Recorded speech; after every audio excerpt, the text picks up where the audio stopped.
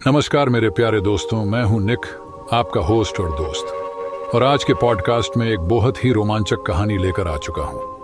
आप ये कहानी कहां से सुन रहे हैं, हमें कमेंट में बताइए।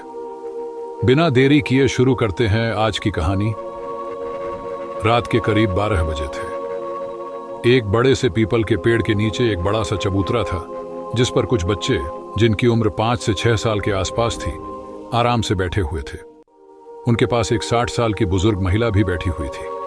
तभी उनमें से एक बच्चा बोला, काकी काकी, आज एक भूतिया कहानी सुनाइए।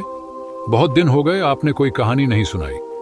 उस बच्चे की बात सुनकर सभी बच्चों के मन में खुशी की लहर दौड़ पड़ी और वे जिद करने लगे, हाँ हाँ काकी, सुनाइए ना, बहुत दिन हो गए।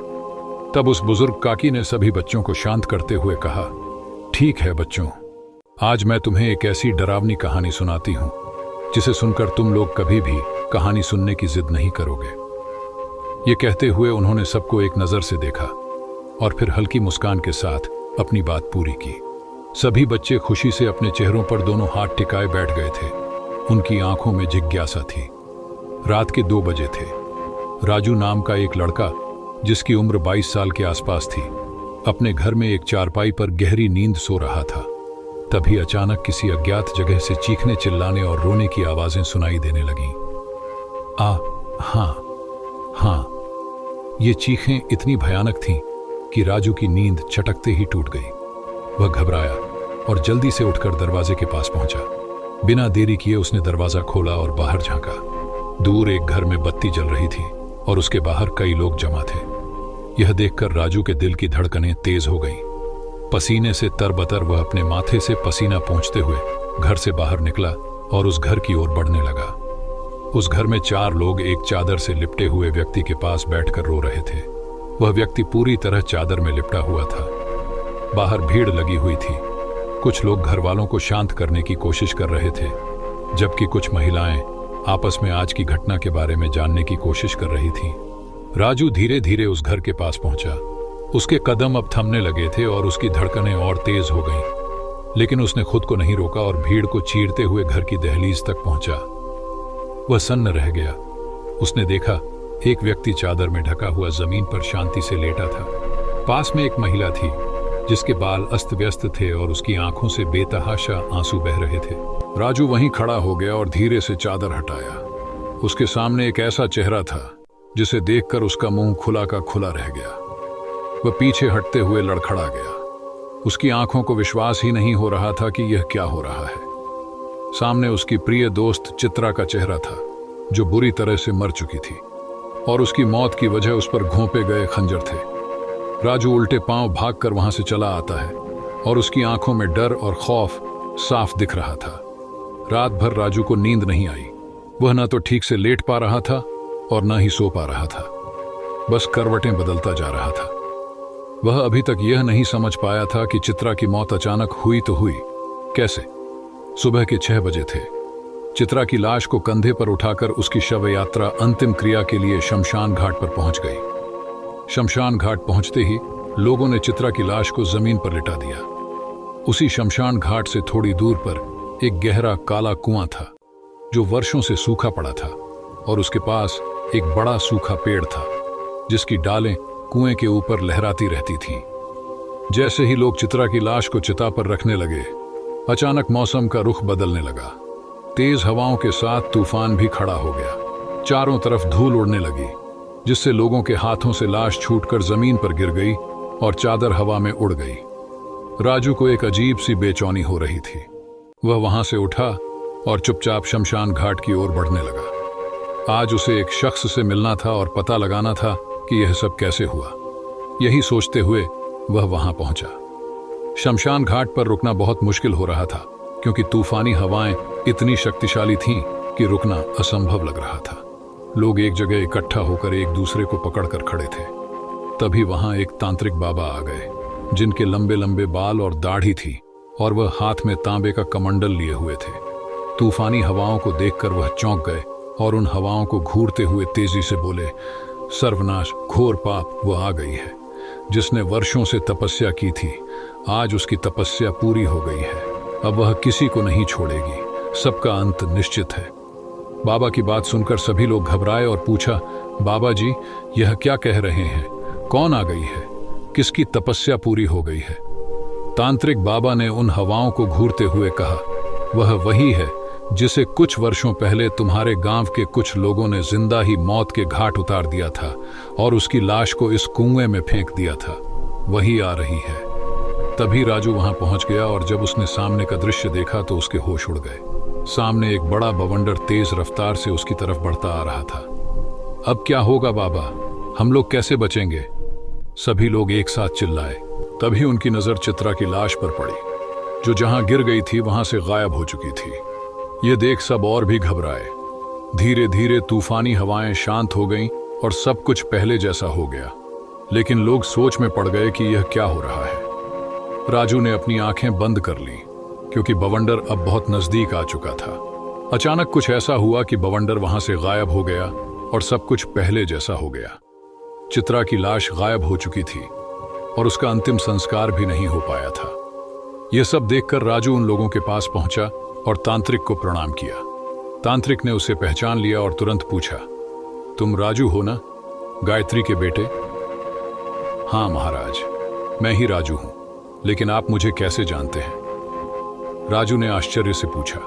तांत्रिक ने बताया, बेटा जब तुम 10 साल के थे तो तुम्हारी माँ गायत्री तुम्हें मेरे पास लेकर आई थी, तुम्हारी कुंडली दिखाने के लिए।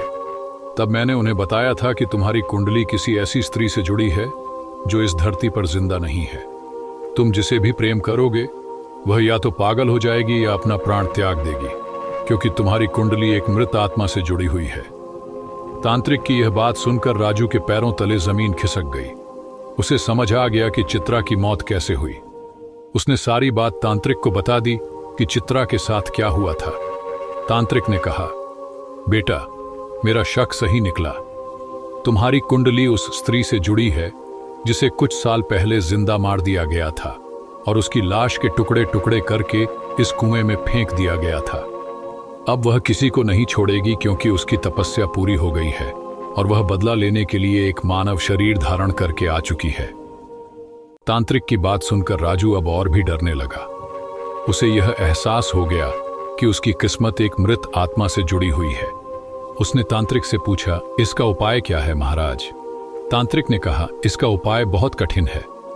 तांत्रिक बोल ही रहा था कि तभी अचानक कुएं से एक बड़ा काला जलता हुआ हाथ निकला और तांत्रिक के मुंह को दबोचकर उसे कुएं में खींच लिया। यह सब इतनी जल्दी हुआ कि किसी को कुछ समझ में नहीं आया। सभी लोग डर के मारे वहां से भागने लगे। कुएं से खून की बौछार होने लगी, जिसे देखकर सबका दिल दहल गया। राजू यह सब देखकर बिल्कुल स्तब्ध रह गया। तभी उस कुएं में से जोर जोर से हंसने की आवाजें आने लगी। हंसी इतनी भयानक थी कि उसकी आवाज से पूरी धरती कांपने लगी। तुम क्या समझे?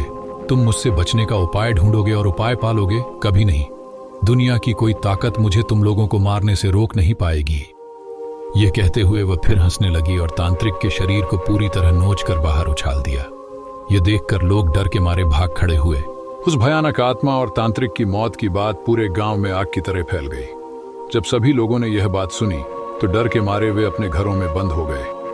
पूरे गांव में यह सूचना भी दी गई कि शाम के 6 बजे के बाद इस शमशान वाले रास्ते से कोई आएगा या जाएगा नहीं। जो भी काम करना हो 6 बजे से पहले करके अपने घरों में बंद हो जाएं, नहीं तो वह आत्मा किसी को नहीं छोड़ेगी। इधर राजू भी बुरी तरह से डर गया था। उसने जो आज भयानक दृश्य देखा उसके बाद से वह भी सतर्क हो गया।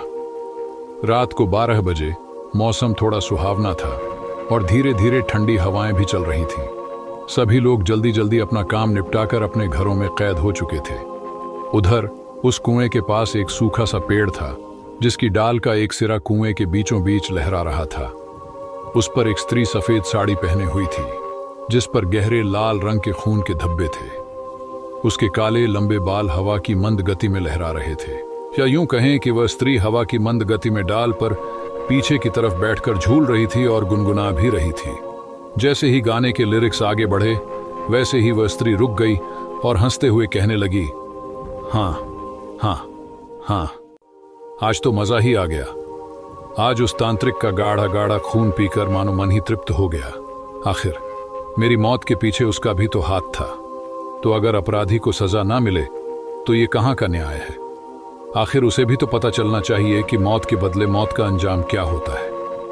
यह कहते हुए वह आसमान में देखने लगी। उसका चेहरा आधा जल चुका था, लेकिन अंधेरे में ठीक से दिखाई नहीं दे रहा था। वह स्त्री और कोई नहीं बल्कि वही आत्मा थी जिसने तांत्रिक को जिंदा फाड़ दिया था। तभी एक लड़की जो सिर पर बर्तन की टोकरी रखे हुए थी और दिखने में साधारण लग रही थी, शमशान वाले रास्ते से चली आ रही थी। उसने फुल कमीज और नीचे घाघरा पहना हुआ था जो शायद कॉटन का था। बिना किसी डर के वह शमशान वाले रास्ते से चल रही थी। जब उस आत्मा की नजर उस लड़की पर पड़ी तो वह शैतानी हंसी के साथ वहां से गायब हो गई, लेकिन उसका काला धुआं अब भी उसके पीछे मंडरा रहा था। वह लड़की जैसे ही उस कुएं के पास पहुंची तो अचानक उसे पायल की छनकने की आवाजें सुनाई दी। उसने जब यह सुना तो उसके कदम अचानक से रुक गए और जब उसने इधर उधर देखा तो उसे कोई नहीं दिखाई दिया। फिर भी वह चलने लगी और उसे फिर से वही पायल की आवाजें सुनाई दी। जब उसने अपने पैरों को देखा तो उसके पैरों में कोई पायल नहीं थी। फिर वह आवाज क्यों सुनाई दे रही थी? इसी उधेड़बुन में वह आगे बढ़ने लगी, लेकिन अब वह आवाज बंद हो गई और उसे एक अजीब सा सन्नाटा महसूस हुआ। उसके दिल की धड़कन तेज हो गई और उसने जब अपने हाथ को माथे पर लगाया तो वह ठिठक गई। उसे अपने माथे पर कुछ चिपचिपा सा महसूस हुआ। जैसे ही उसने अपने हाथ में लगे पदार्थ को देखा तो डर के मारे चीख उठी। उसके सिर से बर्तन की टोकरी जमीन पर गिर पड़ी और वह भी गिर पड़ी। तेज बर्तन की गड़गड़ाहट से पास के जंगलों से पशु पक्षियों की आवाजें फिर से उत्पन्न हो गईं। इस लड़की ने जब अपने हाथ को देखा तो वह सन्न रह गई, क्योंकि उसका हाथ और सिर पूरा खून से सना हुआ था और उस खून से अजीब सी बदबू भी आ रही थी, जिसकी गंध से वह लड़की वहीं बेहोश हो गई। अगले दिन सुबह के 7 बजे उस लड़की का शरीर गांव के बीचों बीच एक पेड़ के नीचे गिरा पड़ा मिला। वह शायद अब भी बेहोश थी। उसका पूरा शरीर खून से सना हुआ था, जिसे देखकर पूरे गांव में कोहराम मच गया था। सब लोग और भी ज्यादा खौफ में आ गए थे। तभी कुछ लोगों ने उस लड़की को होश में लाने का प्रयास किया, जिससे कुछ मिनट बाद उस लड़की को होश आ गया और वह डर के मारे रोने लगी। उसने कल रात को जो घटना उसके साथ हुई वह बताने लगी। जो बात सामने आई उससे सभी लोगों के पैरों तले जमीन खिसक गई।